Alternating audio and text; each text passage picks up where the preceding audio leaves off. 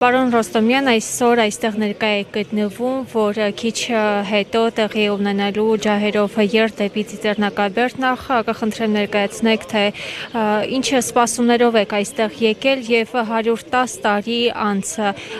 մենք ինչ գործողությունների պետք է դիմենք, ինչ է հուշում մեզ Հայոց ցեղասպանությունը։ Ես արդեն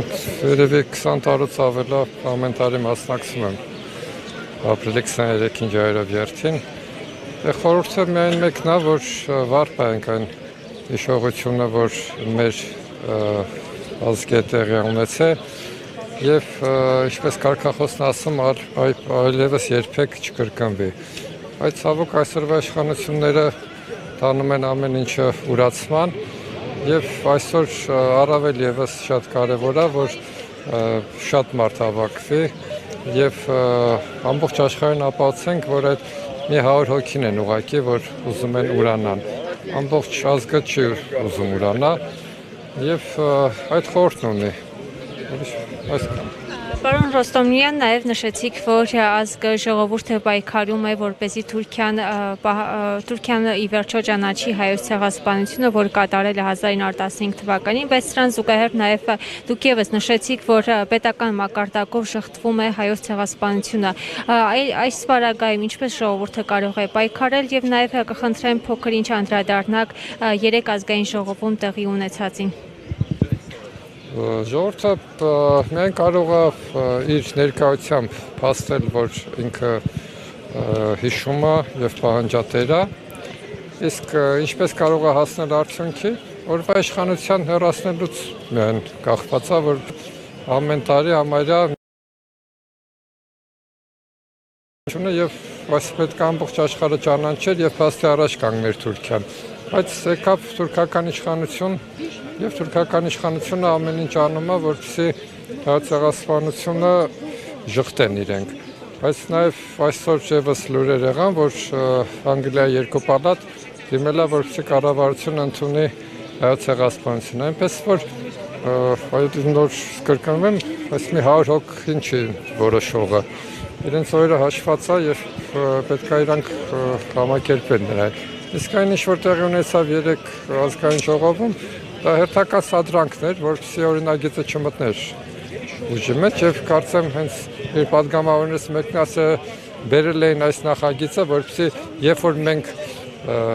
մերժենք, մեզ դատի տան։ Իրանք իրանց օրինով խոստովանեցին, որ այո, իրանք մերժելու են եւ իրանց դեմ էր ուղղված այս նախագիծը։ Ձեզ համար ցանկալի է լինելու, որ Նիկոլ Փաշինյանը այցելի Ծիծեռնակաբերդ, քանի որ բազմաթիվ անգամ տեսել ենք, որ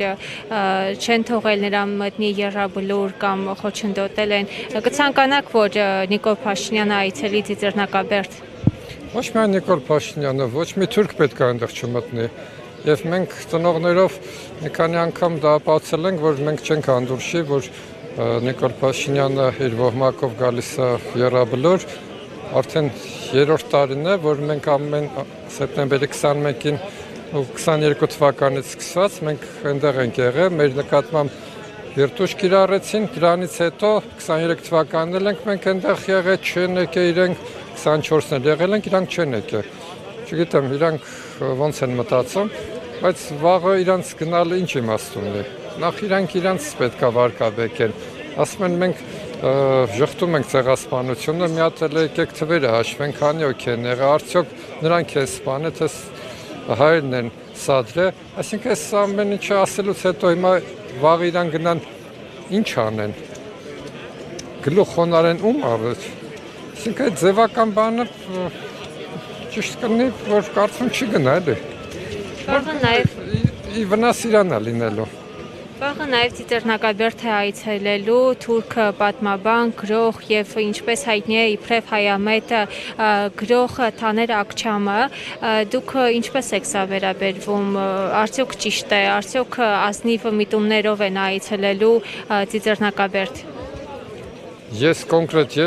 անձնական կարծիք կա, ես չեմ ուզենա ոչ մի թուրք ուզում է հայամետ լինի, ուզում է ոչ հայամետ լինի, այնտեղ պետք է ոչ չդնի, քանի դեռ Թուրքիան պաշտոնապես չի ճանաչել հայոց ցեղասպանությունը։ Իրանք մի մասն են այդ ազգի երբ որ ասում են ժողովուրդների ազգերը մեղավոր չեն այնքան ժամանակ, երբ որ իրենց երկրները ճանաչում են։ Հիմա եթե գերմանացիները պարզա արդեն ազատ բաց ճակատով գնում են Իսրայել եւ նաև այցելում են համապատասխան տեղեր, որովհետև իրենց երկիրը ճանաչել է հрьяաների ցեղասպանության։ Երբ որ Թուրքիանը կճանաչի հայոց ցեղասպանությունը, այն ժամանակ թող հայամետ թուրքերը գան եւ այցելեն Ծիծեռնակաբերդ։